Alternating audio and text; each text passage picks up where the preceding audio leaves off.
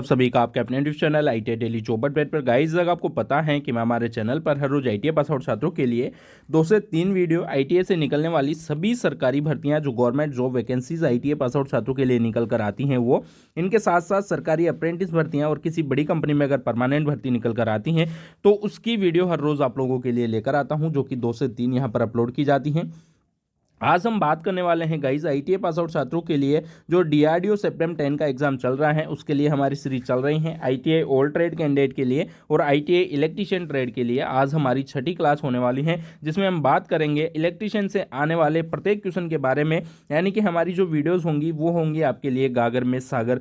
एक तरह से शॉर्ट एंड स्वीट हम यहाँ पर पढ़ेंगे, छोटी वीडियो से ज़्यादा नॉलेज हम यहाँ पर लेंगे। और आपका जो 80 नंबर का पोर्शन है टेक्निकल पोर्शन और 40 नंबर का होगा नॉन टेक, तो हम टेक्निकल पोर्शन में आने वाले सितंबर 9 के आधारित सभी क्वेश्चन यहाँ पर करने वाले हैं। तो अगर आप वीडियो पर पहली बार जुड़ रहे हैं गाइस, तो वीडियो को शुरू करने से पहले मैं आपको बता दूं, अगर आपने अब तक हमारे चैनल को सब्सक्राइब नहीं किया है प्लीज़ जाकर सब्सक्राइब करना। वीडियो पसंद आता है वीडियो को लाइक करें, वीडियो को शेयर करना बिल्कुल मत भूलना। और गाइस, अगर आपने अब तक हमारे टेलीग्राम ग्रुप को ज्वाइन नहीं किया है तो उसका लिंक है नीचे डिस्क्रिप्शन में, जाकर उसे ज्वाइन करो ताकि आने वाली हर वीडियो की अपडेट आपको सबसे पहले मिल सकेगी। चलिए वीडियो को शुरू करते हैं, वीडियो को एंड तक जरूर वॉच करना। सो गाइस देखिएगा, आज के जो हमारे क्वेश्चंस होने वाले हैं वो रहेंगे डीआरडीओ सितंबर 10 में आने के पूरे जिनके चांसेस हैं वो इंपॉर्टेंट क्वेश्चंस हम यहाँ पर करने वाले हैं। पहला क्वेश्चन हमारा स्क्रीन पर है, वो है वैद्युतिक ऊर्जा को यांत्रिक ऊर्जा में परिवर्तित करने वाली मशीन को क्या कहा जाता है। क्वेश्चन दिया हुआ है कि विद्युत ऊर्जा को यांत्रिक ऊर्जा में बदलने वाली मशीन को, यानी कि इलेक्ट्रिकल एनर्जी को मैकेनिकल एनर्जी में बदलने वाली मशीन को क्या कहा जाता है। तो गाइस इसे कहा जाता है हमारा मोटर। ठीक है, इसे क्या कहा जाता है, इसे कहा जाता है मोटर। यहाँ पर मैं आप लोगों से एक क्वेश्चन पूछता हूँ कि मैकेनिकल एनर्जी को यानी कि यांत्रिक ऊर्जा को इलेक्ट्रिकल एनर्जी में बदलने वाली मशीन को क्या कहा जाता है। आप लोग जल्दी से कमेंट कीजिएगा, इसके बाद मैं आप लोगों को ये क्वेश्चन बताने वाला हूँ। तो गाइस इसे कहा जाता है जनरेटर। आप लोगों को पता है कि जनरेटर जो होता है इसमें एक बड़ा सा व्हील लगा होता है, इस व्हील को हम जब घुमाते हैं तो ये अपने आप घूमने लगता है इसके बाद, और हमारा जनरेटर स्टार्ट हो जाता है। देन जनरेटर हमें क्या देता है, इलेक्ट्रिकल एनर्जी देने लगता है, यानी कि विद्युत ऊर्जा देने लगता है। तो यांत्रिक ऊर्जा से विद्युत ऊर्जा में बदलने वाले इक्विपमेंट को क्या कहा जाता है, तो वो हो गया जनरेटर। और विद्युत ऊर्जा से यांत्रिक ऊर्जा में बदलने वाले जनरेटर को क्या कहते हैं, मोटर कहा जाता है। गाइस अगले क्वेश्चन पर हम चलते हैं। क्वेश्चन है, एसी सप्लाई से यांत्रिक ऊर्जा पैदा करने वाली मशीन को क्या कहा जाता है। तो आप लोग किसी मोटर को एसी सप्लाई देते हैं तो वो हमें क्या देती हैं, मैकेनिकल एनर्जी देती हैं। आप लोगों को पता है हमारी जो मोटर होती हैं वो क्या देती हैं, मैकेनिकल एनर्जी हमें देती हैं। तो वो उस मशीन को क्या कहते हैं, एसी मोटर कहा जाता है। आप लोगों को पता होगा एसी मोटर आप लोगों ने कहीं जगह पर यूज़ की होगी, जैसे पंखे में हमें पंखे से हमें क्या मिल रही है, मैकेनिकल एनर्जी मिल रही है। हम पंखे की मोटर को क्या दे रहे हैं, एसी सप्लाई दे रहे हैं। इसके साथ ही हमारी पानी की जो मोटर होती है घर पे, मोटर पंप जो होता है उसको हम इलेक्ट्रिकल एनर्जी दे रहे हैं और वो हमें क्या दे रहा है, मैकेनिकल एनर्जी दे रहा है गाइस। ठीक है, तो ऑप्शन डी इसका राइट आंसर हो जाने वाला है। अगला क्वेश्चन हम देखें, डीसी मोटर किस सिद्धांत पर कार्य करती हैं। ऑप्शन ए है स्व प्रेरण, ऑप्शन बी है विद्युत चुंबकीय खिंचाव, ऑप्शन सी हमारा है फेराडे के विद्युत चुंबकीय प्रेरण पर। तो इसका जो राइट आंसर ऑप्शन ए हमारा है म्यूचुअल इंडक्शन। तो इसका जो राइट आंसर होगा विद्युत चुंबकीय बल या विद्युत चुंबकीय खिंचाव पर हमारी डीसी मोटर कार्य करती हैं गाइस। तो याद रखिएगा डीसी मोटर किस सिद्धांत पर कार्य करती हैं, तो विद्युत चुंबकीय खिंचाव, ऑप्शन बी है हमारा इसका राइट आंसर हो जाने वाला है। अगला क्वेश्चन है, डीसी मोटर की मौलिक आवश्यकताएं क्या क्या हैं, यानी कि डीसी मोटर में क्या क्या तो कंपल्सरी है होना। ऑप्शन ए है कम्यूटेटर तथा ब्रश, ऑप्शन बी है वैद्युतिक ऊर्जा। भाई वैद्युतिक ऊर्जा नहीं देंगे तो मोटर चलेगी कैसे। ऑप्शन डी हमारा दिया हुआ है चुंबकीय क्षेत्र और आर्मेचर। आप लोगों को पता है मोटर में एक आर्मेचर होता है, और मोटर आर्मेचर के बारे में मैंने 2 से 3 क्वेश्चन ऐसे इंपॉर्टेंट क्वेश्चन आप लोगों को बताए हुए हैं। आप लोगों ने अगर इससे पहले वाली वीडियो नहीं देखी है तो उस वीडियो को जाकर के जरूर से देख लेना। और गाइस मैं आप लोगों को बता दूं, अगर आप डीआरडीओ इलेक्ट्रीशियन से अपनी तैयारी कर रहे हैं सितंबर 10 के लिए, तो आप लोगों के लिए मैंने इंपॉर्टेंट 300 क्वेश्चंस की 300 प्लस क्वेश्चंस की एक पीडीएफ बनाई हुई है, पीडीएफ क्रिएट की हैं, जो कि आप लोगों को हिंदी में मिलने वाली हैं। और अगर आप वो पीडीएफ लेना चाहते हैं तो आप लोग 77 423 ऑफिशियली उसका पोस्टर है, लेकिन मैं वहाँ पर नहीं बताने वाला हूँ बिकॉज ज़्यादा टाइम में आप लोगों का खर्च नहीं करने वाला हूँ। काफ़ी इंपॉर्टेंट पीडीएफ है इसलिए आपको बता रहा हूँ, काफ़ी बच्चों ने ले ली हैं। 77 423 70 231 पर आप अपना नाम व्हाट्सअप करेंगे, इस नंबर को सेव कर लीजिएगा। इसके बाद आप लोग अपना नाम वहाँ पर व्हाट्सअप करेंगे और आप बताएंगे कि सर हमें ये पीडीएफ चाहिए। तो इस पीडीएफ का जो प्राइस ओनली रखा गया है गाइस 35 रुपये मात्र रखा गया है। आप लोगों को मात्र 35 रुपये में 300 प्लस इंपॉर्टेंट क्वेश्चन जो प्रीवियस ईयर में आए हुए हैं डीआरडीओ के साथ साथ इसरो, इसके साथ JVVNL, या फिर हम बात करें जो भी ITI टेक्निकल एग्जाम होते हैं उन सब की PDF अगर आप लेना चाहते हैं तो आप 77 423 70 231 पर अपना नाम व्हाट्सअप करेंगे और 35 रुपया जैसे ही आप सर को पे करते हैं तो वो आपको PDF वहाँ से डाल देने वाले हैं गाइज। तो चलिए हमारे क्वेश्चन की ओर। तो याद रखिएगा, DC मोटर को कम्यूटेटर और ब्रश भी चाहिए, विद्युत ऊर्जा भी चाहिए और चुंबकीय क्षेत्र तथा आर्मेचर चाहिए। यानी कि हमारा जो आंसर हो जाएगा, राइट आंसर, वो सी हो जाएगा।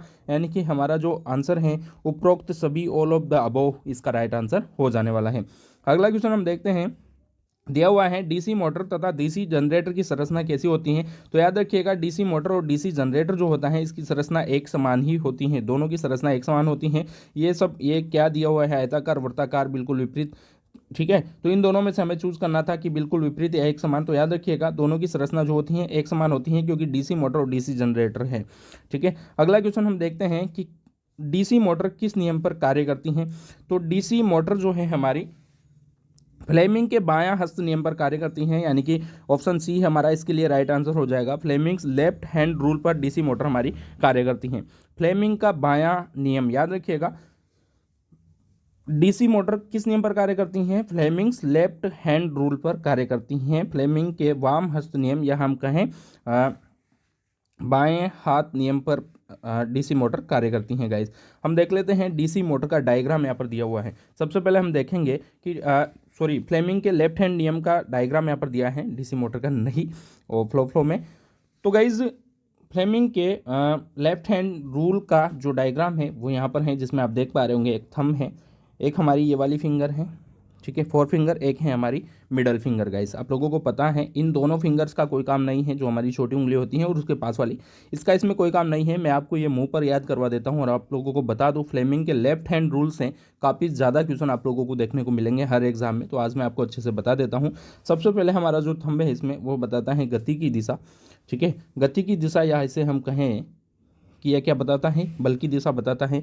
जो हमारी 4 फिंगर है वो बताती हैं यहाँ पर चुंबकीय क्षेत्र की दिशा, ठीक है। ये क्या बताती हैं, चुंबकीय क्षेत्र की दिशा। जो हमारी मिडल फिंगर है वो यहाँ पर बताती हैं विद्युत धारा की दिशा। याद रखिएगा। अब इस पर हम क्वेश्चन करते हैं, आप लोगों को ये रूल भूलना नहीं है, इस डायग्राम को अपने दिमाग में सांप लो। और अभी मैं इस पर क्वेश्चन स्टार्ट करता हूँ, देखते हैं आप कितना इसका आंसर दे पाते हैं। दिया हुआ है फ्लेमिंग के लेफ्ट हैंड नियम, यानी कि फ्लेमिंग के बायां हस्त नियम में थंब किसे इंगित करता है। तो अभी जस्ट मैं आप लोगों को बता के निपटा हूं कि फ्लेमिंग के लेफ्ट हैंड नियम में थंब किसका कार्य करता है गाइस, गति की दिशा। या इसे ये भी पूछा जा सकता है कि फ्लेमिंग के लेफ्ट हैंड नियम में बल बल को कौन इंगित करता है। तो याद रखिएगा थंब जो होता है इसमें बल या गति की दिशा को इंगित करता है गाइस। अगला क्वेश्चन मैं आप लोगों से पूछने वाला हूँ फ्लेमिंग के बाएं हाथ नियम से, कि फ्लेमिंग्स लेफ्ट हैंड रूल में 4 फिंगर किसे इंगित करता है। जो हमारी तर्जनी उंगली होती हैं, फ्लेमिंग के लेफ्ट हैंड रूल में 4 फिंगर यानी कि तर्जनी उंगली किसे इंगित करती हैं। तो हम डायग्राम को वापस से देख के आएंगे। यहाँ पर हम देख रहे हैं कि ये चुंबकीय क्षेत्र को, या इसे हम कहते हैं फ्लक्स के क्षेत्र को गाइस, इसे क्या कहते हैं, फ्लक्स के क्षेत्र को इंगित कर रही हैं हमारी 4 फिंगर। तो ऑप्शन हम मिलाते हैं, यहाँ पर दिया हुआ है ऑप्शन ए दिया है धारा की दिशा को इंगित कर रही हैं, तो नहीं होगा। इसके बाद विद्युत वाहक बल की दिशा को इंगित कर रही हैं, चालक के घूमने की दिशा या फ्लक्स की दिशा में यहाँ पर राइट आंसर मिल गया है। तो याद रखिएगा कि फ्लेमिंग के बाएं हाथ नियम या लेफ्ट हैंड रूल में जो हमारी 4 फिंगर होती हैं वो किसे इंगित कर रही हैं, चुंबकीय क्षेत्र को इंगित कर रही हैं या फिर फ्लक्स क्षेत्र को इंगित कर रही हैं गाइस। अगला क्वेश्चन होने वाला है हमारा फ्लेमिंग के लेफ्ट हैंड रूल से ही, कि इसमें मिडिल फिंगर किसे इंगित कर रही हैं। तो हम फिर से डायग्राम को देख लेते हैं एक बार। मैं आपको आज ही याद करवाने वाला हूं अच्छी तरह से, क्योंकि ये हर बार पूछा जाता है, बाएं हाथ नियम, दाएं हाथ नियम, स्क्रू नियम। तो देखिएगा जो हमारी मिडिल फिंगर है विद्युत धारा को इंगित कर रही हैं। तो अब हम क्वेश्चन पर चलते हैं। फ्लेमिंग के लेफ्ट हैंड रूल में मिडिल फिंगर किसे इंगित कर रही हैं। तो पहला ही ऑप्शन हमें यहाँ पर मिल जाता है कि विद्युत धारा की दिशा को जो हमारी मिडिल फिंगर है वो फ्लेमिंग के लेफ्ट हैंड रूल में इंगित कर रही हैं। आई होप कि आप लोग फ्लेमिंग के लेफ्ट हैंड रूल के जो भी इंपॉर्टेंट क्वेश्चन बनते हैं 3 से 4, इन सारे क्वेश्चंस को अच्छी तरह से समझ गए हैं और आप एग्जाम में इसका आंसर सही देने वाले हैं। अगला क्वेश्चन है कि बैक ईएमएफ को किस नाम से जाना जाता है। तो याद रखिएगा बैक ईएमएफ जो होता है उसको काउंटर ईएमएफ के नाम से जाना जाता है। इसकी पहली वीडियो में मैंने आपसे पूछा था कि ईएमएफ की फुल फॉर्म क्या है, हिंदी और इंग्लिश दोनों बतानी है। बहुत कम बच्चों ने इसका आंसर दिया है। फिर से पूछ रहा हूँ कि क्या होती है इसकी फुल फॉर्म, इंग्लिश में भी लिखो और हिंदी में भी इसको शॉर्ट फॉर्म में लिखा जाता है। अभी तो मैं लिखने वाला था, तो उसको भी लिख के बताना कमेंट में। अगला क्वेश्चन है बैक ईएमएफ की दिशा किससे ज्ञात की जाती है। तो याद रखिएगा बैक ईएमएफ की दिशा जो है, हमने अभी फ्लेमिंग का लेफ्ट हैंड रूल पढ़ा है और हम अभी राइट हैंड रूल पर आ गए हैं। तो राइट हैंड जो है हमारा नियम फ्लेमिंग का दायां हस्त नियम, इसके द्वारा बैक ईएमएफ की दिशा मापी जाती है। हमने जो लेफ्ट हैंड रूल पढ़ा उसमें कहीं भी बैक ईएमएफ नहीं पढ़ा है। अब मैं आप लोगों को बता रहा हूँ कि फ्लेमिंग के राइट हैंड नियम से जो भी क्वेश्चन हैं उन सबको मैं अगली वीडियो में बता दूंगा। फ्लेमिंग का राइट हैंड नियम भी आपको समझा दूंगा। आपको फ्लेमिंग के राइट हैंड नियम से जो भी क्वेश्चन बनते हैं उनको अभी यहाँ पर कमेंट करो आप लोग, देखता हूँ कि आप लोगों को कितना कितना इसमें से याद है दोनों नियम में से। अगर याद नहीं है तो आज ही एक नियम मैंने याद करवा दिया है लेफ्ट का, ठीक है, और आप लोग राइट का याद करके रख लो, एग्जाम में आना ही आना है 100%, याद रखिएगा इस बात को। अगला क्वेश्चन हमारा बन जाता है कि बैक ईएमएफ का मान सदैव आर्मेचर पर आरोपित विद्युत वाहक बल से, ये आ ही गया भाई, विद्युत वाहक बल से खाली स्थान होता है। यहाँ पर दिया है बैक ईएमएफ का मान, अभी इससे पहले हमने बैक ईएमएफ का क्वेश्चन किया है, ठीक है। बैक ईएमएफ का मान सदैव आर्मेचर पर आरोपित विद्युत वाहक बल से क्या होता है गाइस, अधिक होता है, कम होता है, मध्यम होता है या अनंत होता है। तो याद रखिएगा कम होता है। अगला क्वेश्चन हम देखने वाले हैं कि डीसी मोटर्स मुख्यतः कितने प्रकार की होती हैं। डीसी मोटर से काफ़ी ज़्यादा क्वेश्चन यहाँ पर हैं और डीसी मोटर से आप लोगों को 2 से 3 क्वेश्चन आपके एग्जाम में देखने को मिलेंगे ही मिलेंगे। तो याद रखिएगा डीसी मोटर जो होती हैं, shunt motor, compound motor, DC motor, ये सारी मोटर जो हैं डीसी मोटर ही हैं गाइस। तो याद रखिएगा शंट मोटर, कंपाउंड मोटर और सीरीज मोटर, उपरोक्त सभी प्रकार की डीसी मोटर्स हमारी होती हैं। 3 प्रकार की, शंट मोटर, कंपाउंड मोटर और सीरीज मोटर, ठीक है। एक ही क्वेश्चन को 3 बार समझा रहा हूँ गाइस।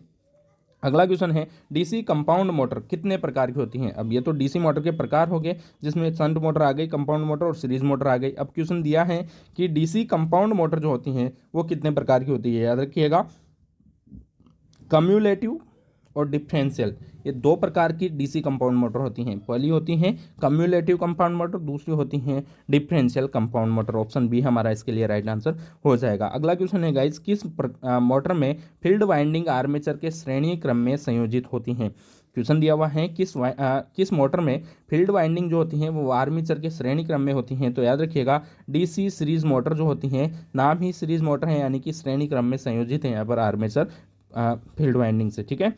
अगला क्वेश्चन है सीरीज मोटर का स्टार्टिंग टॉर्क खाली स्थान होता है। तो याद रखिएगा जो हमारी सीरीज मोटर होती हैं यानी कि श्रेणी डीसी श्रेणी मोटर, उसका स्टार्टिंग टॉर्क जो होता है वो हाई होता है, ठीक है। क्या होता है, हाई होता है, या हम कहें कि उच्च होता है गाइस। तो आज के वीडियो में यही इंपॉर्टेंट क्वेश्चन थे जो कि आप लोगों को एग्जाम में मिलने के 100% चांसेस हैं गाइस, और शॉर्ट एंड स्वीट वीडियोस आप लोगों को मैं क्वेश्चन बैठा कर रहूँगा। आज की वीडियो में इतना ही, हम मिलेंगे अगली वीडियो में एक नई जॉब अपडेट के साथ। जब तक के लिए बाय बाय। अगर आपने अब तक हमारे चैनल को सब्सक्राइब नहीं किया है प्लीज़ जाकर सब्सक्राइब करना। वीडियो पसंद आता है वीडियो को लाइक करें, वीडियो को शेयर करना बिल्कुल मत भूलना। और अगर आपने अब तक हमारे टेलीग्राम ग्रुप को ज्वाइन नहीं किया है गाइस तो उसका लिंक है नीचे डिस्क्रिप्शन में, जाकर उसे ज्वाइन करो ताकि आने वाली हर वीडियो की अपडेट आपको सबसे पहले मिल सकेगी। बाय बाय दोस्तों, लव यू, टेक केयर, जय हिंद, जय भारत।